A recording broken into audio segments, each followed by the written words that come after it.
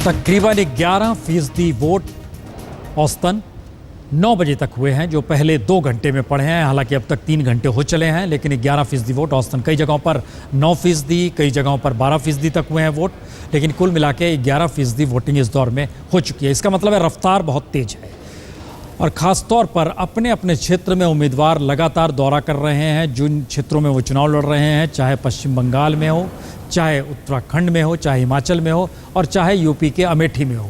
अमेठी में राहुल गांधी खुद घूम रहे हैं, लोगों के बीच जा रहे हैं, बैठ रहे हैं पोलिंग बूथ के बाहर, जहां पे देखिए चाय की चुस्की का मज़ा भी ले रहे हैं। कुछ लोग मिलने आ रहे हैं, अर्जियां लेकर भी आ रहे हैं, उन अर्जियों को भी ले रहे हैं, जानकारी भी हासिल कर रहे हैं, स्थितियां भी समझने की कोशिश कर रहे हैं। लेकिन इन सब बैठने हुए दौर में मीडिया की मौजूदगी के बीच यहाँ पर राहुल गांधी ने क्या कुछ कहा, हम पहले आपको वो सुनाते हैं। कई लोग अभी भी नाराजगी जाहिर कर रहे हैं। कोई नाराजगी जाहिर नहीं कर रहा है, प्यार दिखा रहे हैं मुझे।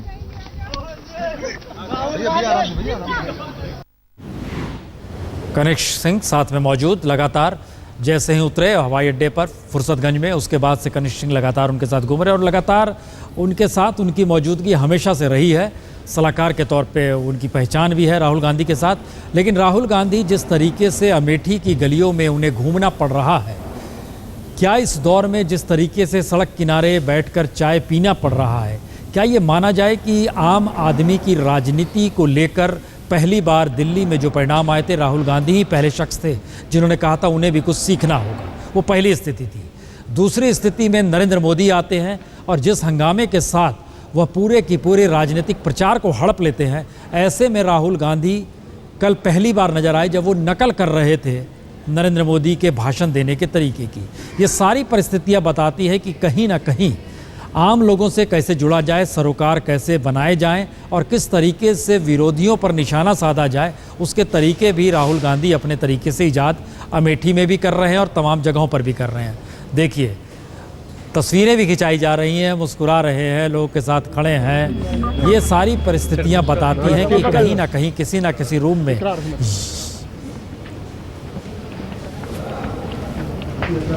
ये ना लगे लोगों को कि राहुल गांधी एक ऐसे परिवार से हैं जो कि चांदी का चम्मच मुंह में डाल के हुआ बड़ा सरोकार नहीं रहे, ऐसी स्थिति ना दिखाई दे।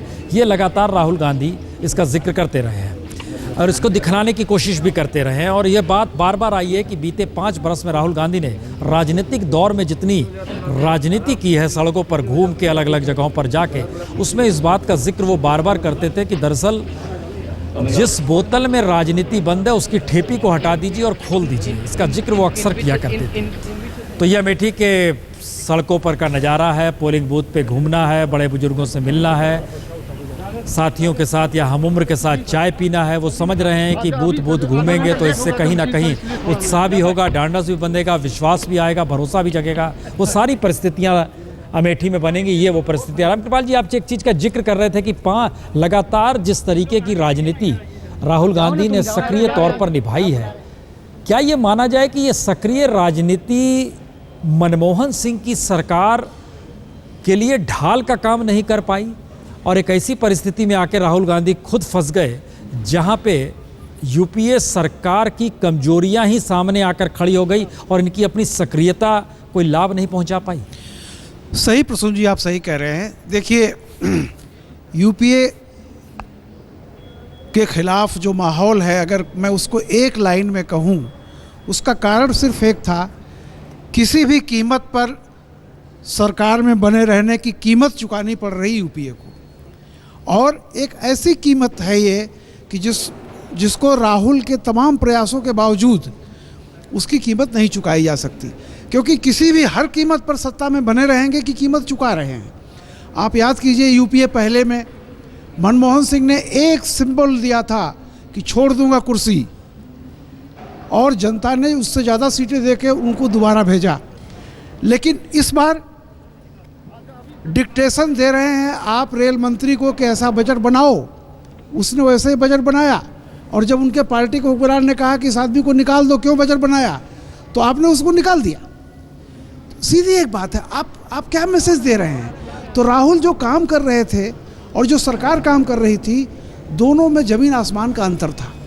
आप एक राहुल मैसेज दे रहे थे कि मैं गरीबों के लिए दलितों के लिए, इनके लिए गांव ज़मीन उसकी पहचान कर रहा हूँ, सेवा में जुटा हुआ हूँ।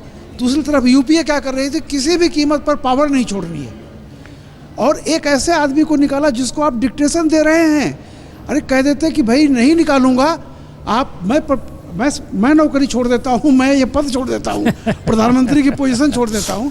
मैं बताऊँ आपको, सिर्फ इसलिए परसेप्शन एक बनते चला गया, जो कि मैं फिर कह रहा हूँ कि धारणा जो होती है वो सच्चाई से बहुत ज़्यादा खूंखार होती है, और इस धारणा के चलते ही यूपीए मारी है। चलिए हम अमेठी चलते हैं। श्वेता और कुमार विक्रांत हमारे साथ जुड़ चुके हैं। श्वेता, क्या नज़ारा है? आप सुबह से पहली बार नजर आए हैं स्क्रीन पे।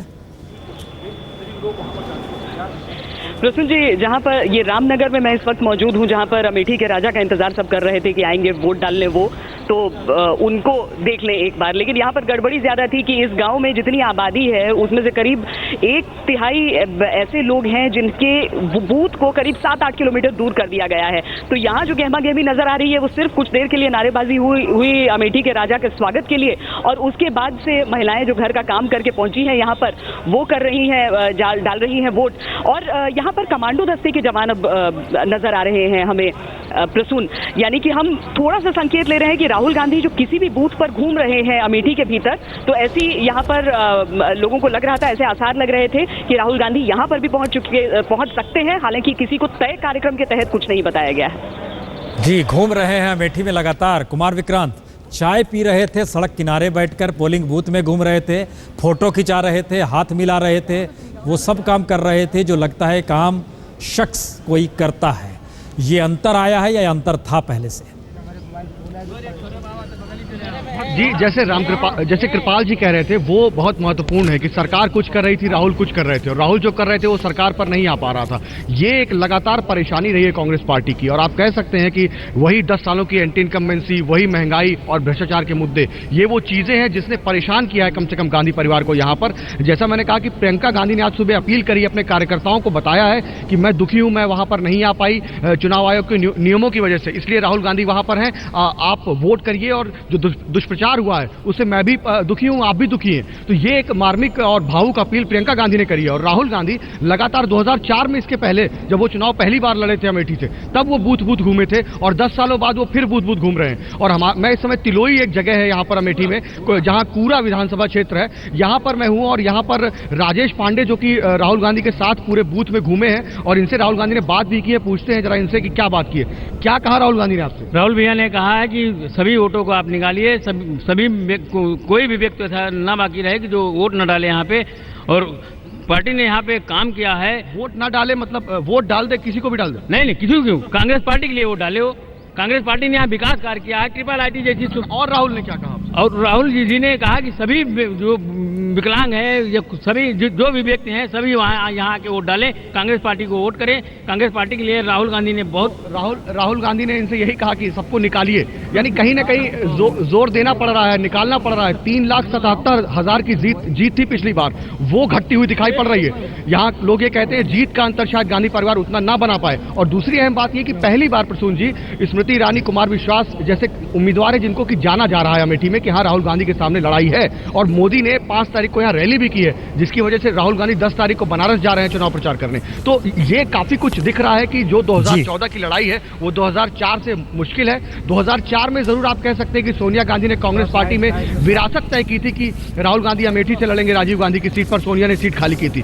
2014 में चेहरा बनाया है, विरासत सौंप दी है राहुल गांधी को कांग्रेस पार्टी की। लेकिन देश की बात अलहदा है, अलग है। अमेठी में राहुल गांधी की जीत का अंतर और जीत बहुत महत्वपूर्ण है, वो भी क्योंकि इस वक्त गांधी परिवार का एक चेहरा प्रधानमंत्री पद की दावेदारी कर रहा है।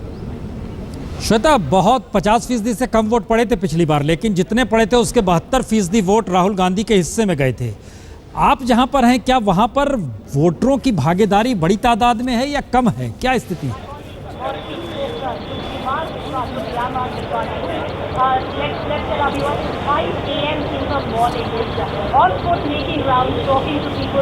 श्वेता, हमारी आवाज आ रही है अब तक? जी प्रसून, जानना चाहेंगे वोटरों की तादाद बढ़ी हुई लग रही है कि सामान्य लग रही है? प्रसून बढ़ी हुई लग रही है, खासकर वो लोग जो यहाँ पर हमेशा से लगातार वोट डालते हैं। कई यानी जो बुजुर्ग हैं यहाँ के, उनसे भी जो बातचीत की मैंने, उन्होंने कहा कि पहले कभी देखा नहीं कि इतने सारे लोग निकल कर आ रहे हैं वोट देने के लिए। और प्रसून मैं ये भी बताऊं कि कोशिश भी की जा रही है कि लोग बड़ी तादाद में निकल कर आए, क्योंकि कई ऐसी महिलाएं यहाँ से आ रही थी जो बेहद बुजुर्ग थी, लेकिन वो पता पूछते पूछते कि ये पर्ची अभी देकर गया है तो वोट डालने के लिए आए हैं यहाँ पर, तो वो अपनी जगह ढूंढ कर यहाँ पर आ रहे थे। यानी कि मतदाता भी आ रहे हैं बड़ी तादाद में, ये ऐसी महिलाएं भी आ रही हैं जिन्हें घर से निकाल कर भेजा जा रहा है कि आप जाइए अपने वोट डालकर आइए। और साथ ही ऐसे लोग हैं जो अभी तक यहाँ पर प्रसून करीब आधे घंटे पहले तक यहाँ पर खड़े थे, जो इस निराशा में थे कि 7 किलोमीटर दूर पोलिंग बूथ कर दिया गया था, लेकिन वो वोट डालना चाहते थे। प्रशासन उनके लिए इंतजाम कर रहा था कि किसी तरीके से उन्हें भेजा जाए। यानी लोग सारे के सारे वोट डालना चाह रहे हैं कम से कम। इसका मतलब है वोटों की फीसदी तो बढ़ेगा। कुमार विक्रांत, आप बहुत सारे लोगों को अपने साथ ले रहे थे, लगातार दिखाई दे रहे थे, बात भी कर लीजिए। जी, पूरा जगह है ये तिलोई विधानसभा अमेठी का। अच्छा भाई, आप सब लोग वोट डाला है? ये सारे लोग वोट डाल के आए हैं, क्या कहना चाहेंगे आप? वोट दिया बताएंगी? हमारे बच्चों को ड्यूटी दिन जाए, और क्या बोलूँ। नहीं, वोट किसको दिया? अरे वोट तो नाम नहीं जाने, हम नाम नहीं जाने। पंजा। हाँ। आपने किसको दिया? राहुल गांधी। अरे यहाँ किसी ने मोदी या बीजेपी को वोट किया है? मैंने किया है। तो ये चलिए हम जरा सा सुनाते हैं 1 मिनट की क्या कहा राहुल गांधी ने जब वहां पर वो पहुंचे थे। मेरा फोकस लोकतंत्र को मजबूत करने का है। ज़्यादा से ज़्यादा लोगों को वोट देना चाहिए, महिलाओं को, युवाओं को। ये मेरा लक्ष्य है। अब वो जो कहते हैं, लेकिन जो नीच जाति के हैं इसलिए उनको टारगेट कर रही है गांधी फैमिली, इस पे आपका क्या कहना है? नीच कर्म होते हैं, नीच जाति नहीं होती, नीच कर्म होते हैं जी। आपको लगता है कि नीच सोच होती है? नहीं, नीच सोच होती है, गुस्से की सोच होती है, क्रोध की सोच होती है, नीच जात नहीं होती है। आपको लगता है संजय सिंह, उनका क्या कहना है, पहले यह भी सुन लेते हैं। यहाँ पर लोग बहुत ज्यादा उत्साहित हो जाते हैं आपके आते ही, इसीलिए आप ही से ये पूछूंगी कि अमेठी को किस चीज की सबसे ज्यादा जरूरत है? गांधी परिवार और अमेठी परिवार की। लेकिन इसके बावजूद जो यहाँ पर लोग देखते हैं कि बहुत सारी ऐसी चीजें, अपेक्षाएं हैं जो पूरी नहीं हुई हैं, तो उसके बारे में क्या?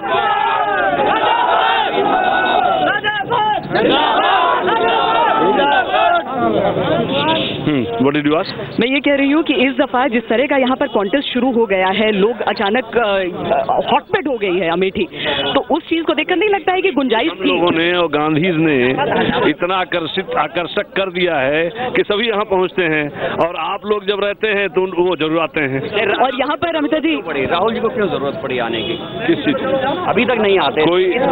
कोई आदमी जो है स्टैटिक नहीं है, आदमी इंसान होता है, वो कभी भी उसकी इच्छा हो वो बदल सकता है अपनी इच्छा। पिछली बार की तुलना में इस बार ज्यादा बड़ी तादाद में सुबह सुबह वोटर नजर अमेठी में आ रहे हैं।